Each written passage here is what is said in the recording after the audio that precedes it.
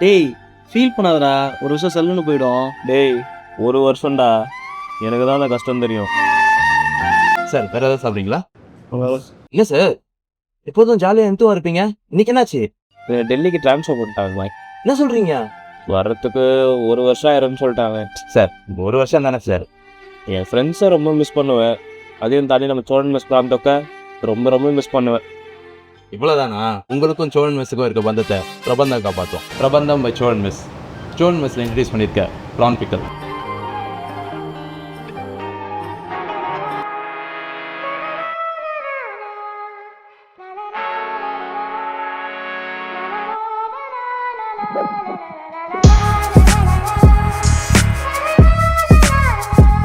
Sir தேங்க்ஸ்டா, pay பண்ணிடு. நல்ல பையன்.